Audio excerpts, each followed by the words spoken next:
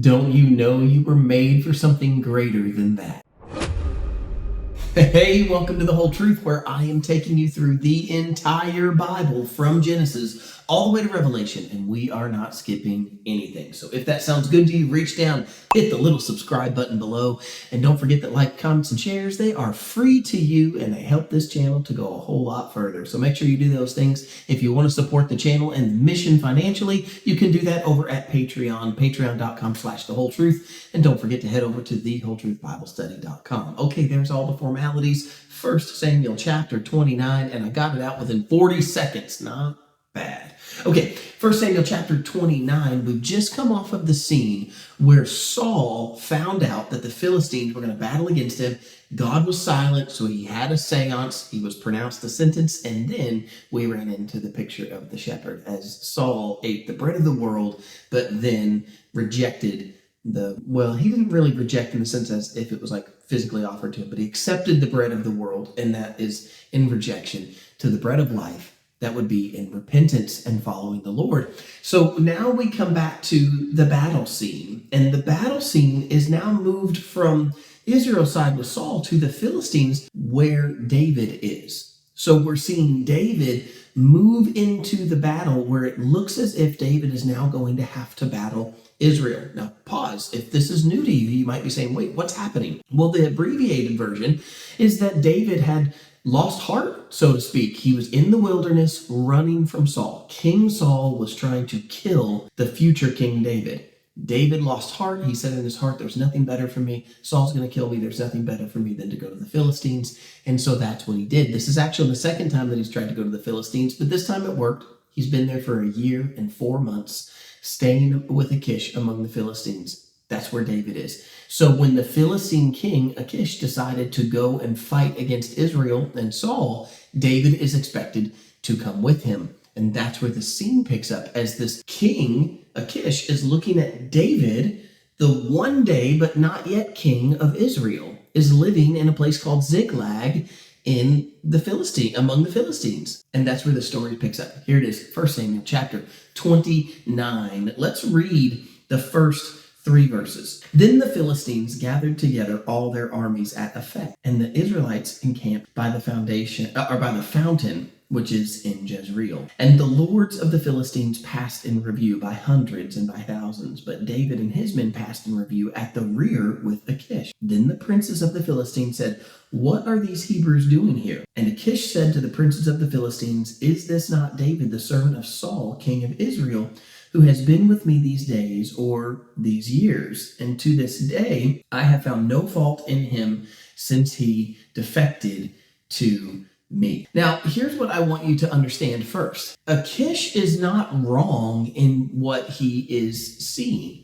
David is a very loyal man. David obviously has high respect for a king. He has high respect for someone who is an anointed king, in that he looks at that position and he says, God ordained that person in that position. And so David had said in his heart that there was nothing better for him than to go to the Philistines, and that might be why he went to the Philistines. But he does, for all intents and purposes, seem to be becoming loyal to this king, Achish. Now there's a problem with that we can see from a future perspective, and from the perspective of outsiders looking in on this story. We can go, wait a second, isn't David going to be the king in Israel? And the answer is yes, but remember, David doesn't have that whole story yet. David doesn't have all those chapters to read yet. David is living it in real time. So for David, he was anointed by this prophet Samuel, but Samuel had died. David was anointed by this prophet Samuel, and he was brought into the kingdom, but he was brought into the kingdom as a servant of Saul, and then he was a soldier for Saul, and then he was a fugitive against Saul, and so he was running from Saul. Now David has been, for the last year and a half, almost a year and a half, he's been living with this king Achish, or living in this area where Achish is the king. Okay, everybody got the picture? And so it's like David is seems to be like accepting of his position there, which is troubling to our hearts. But we have to remember that even though these are typologies, and even though we can see Christ in these pictures, David is still really a man. And it really is hard to go through these things in life. And David is just having regular struggles like anybody else. He's been told one thing and promised one thing, but he's seen what feels like something different. So he had lost heart, ended up going into the Philistines. After being a year and a half there, he is now on his way to battle, and he's going to go to battle with Achish. But of course, as the other Philistine kings see him, they're like, what in the world? What are these Hebrews doing here? Like, why are these Hebrew people, why are these Israelite people, why are they here to fight with the Philistines? And then Achish defends him and says, he has been with me for these days and these years, and I can't find anything wrong with him. I can't find any fault with him ever since he's defected to me. Okay, now I need you to catch this, because here's the typology. Here's the typology that comes out of this. Are you ready? Achish sees the utility. Or Achish sees the ability. He's a soldier. He wins in battle. David is a good soldier. He won in battle when he was with Saul, but Saul lost his mind and ran David out. But that didn't change David's ability and his skill. So Achish sees him as this utility. Achish has even said, you do realize you'll go to battle with me. And David said, you know what I can do. Achish has said to David, when David said that, he said, so you'll be one of my guardians forever. Achish sees this as if David is going to be with him and be a protector of Achish. Like David is going to use his skills and his abilities to protect Achish, so that Achish the king can continue his kingly reign with the protection of David upon him. He sees a utility. He's not wrong in what he sees, but he is misplaced, because here's what I need you to understand. What God sees is not our utility, but our identity. Let it sink in. God doesn't see our utility. As a matter of fact, God doesn't even need our utility. What God sees is our identity. You see, this same thing happened with Jesus. Do you remember in the story when Jesus turned the fish and the loaves, or I just didn't really turn it, but when he used the fish and the loaves, and he passed out those fish and loaves to the people, two fish and 5 loaves, and he passed them out to those people on the hillside. 5,000 people were fed that day, and baskets and baskets and baskets of fish and bread were brought back. Do you remember that? And what happened with the people when Jesus did that? They followed Jesus. Jesus got into the boat that day and went across the water, and the next day they found him on the other side, and they got to him. They were like, you've run off. And do you remember what Jesus said to them? He was like, you all only want me because I fed you. You only want the bread. But what I have to offer you is the bread of life. I am the bread of life. That's what he was trying to tell them. You see, they saw the utility. Crowds wanted Jesus for the miracles. There were some who wanted Jesus, and they wanted him to be their fix. Like, fix all this for me, fix these things for us. But what is Christ? Truly, what is he? Who is he? He is the Son of God. You see, his identity is much greater than his utility. And what I mean by that his identity is greater than his utility, is not that his utility is weak. David's utility was very strong, but there is much more to what David could do and would do than simply be the guardian for Achish. In the same way with Christ, to reduce Christ to the one that I can pray to God and say that, oh, well, if I'm asking in his name, then I'm going to receive. And all of a sudden, Jesus is almost reduced into like a lucky charm of some sort, that, if you ask him, you get the things that you ask for, or that you never have any trouble in this world, or you never have any problems in life, or you get the new job, or you get the new car, or you get this or house or whatever. Listen, I have to tell you this. This is why I don't believe in the prosperity gospel, because it reduces Christ to a utility instead of the identity of who he is. He is the King of Kings. He is the creator of the world. Look what happens next. We're picking up in verse 4. But the princes of the Philistines were angry with him. And so the princes of the Philistines said to him, make this fellow return, that he may go back to the place which you have appointed for him, and do not let him go down with us to battle, lest in the battle he become our adversary. For with what could he reconcile himself to his master, if not with the heads of these men? Is this not David, of whom they sang to one another dances, saying, Saul has slain his thousands, and David his tens of thousands? Then Achish called David and said to him, Surely as the Lord lives, you have been upright, and you're going out and you're coming in with me in the army is good in my sight. For to this day I have not found evil in you since the day of your coming to me. Nevertheless, the Lord do not favor you. Therefore, return now, go in peace, that you may not displease the lords of the Philistines. All right, so let's do it again. Let's just start with the text itself and what's actually happening. David actually hasn't done anything wrong to the Philistines in this particular case. Now, he's fought with Philistines before and all of those things, but they see him now as a defector. He has defected to the Philistines, and now he wants to live among the Philistines, and he's been proving for the last year and a half that he would do a good job living among the Philistines, or warring with and raiding with the Philistines. Okay, do you understand that picture? And Achish goes to David. The Philistine princes said to Achish the king, they say, no, he cannot go into battle with us.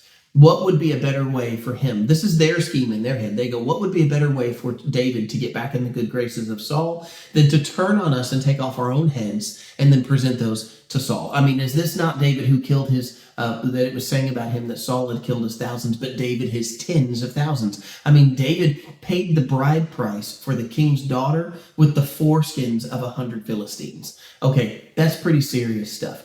David is not to be trifled with. That's what they're saying. You can't bring David. He will turn on us. If you want to trust him in your place over here in Ziklag, that's up to you. But you're not going to bring him into this battle that he's going to turn on all of the Philistine armies. Do you get the picture? So Achish turns to David and says, hey, you've got to go back. You're not welcome to be here. Not because of me. You've done nothing wrong in my sight. I love these kind of like prophetic things that they're saying. They're like, I haven't found any fault in him.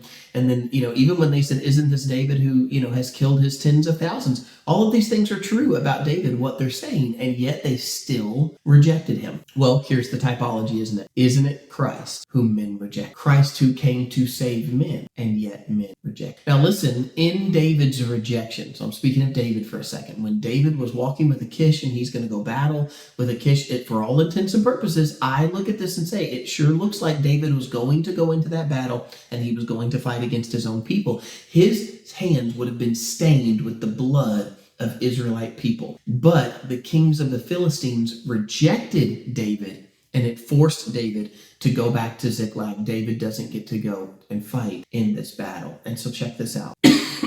What looks like rejection is actually God's providence. God kept David from doing the wrong thing. Even though David didn't scheme, and even though David seemed to be willing to go in and go fight this battle, we don't see anything from David that seems like he was going to turn on these Philistines. Still, it would have been wrong for him to fight against his own people. One day, he is going to be the king. Remember, they see his utility. God sees his identity. He is going to be the king. He is the king in Israel. The king of Israel cannot fight against his own people and stain his hands with their blood. And so God protects him in his providence. So what looks like rejection is actually God's providence keeping David from doing the wrong thing. Listen, the cross is the same way. Jesus was rejected of men, and yet it is that very rejection, and it is the cross that they sent him to that brings salvation to the world. You see, the rejection of one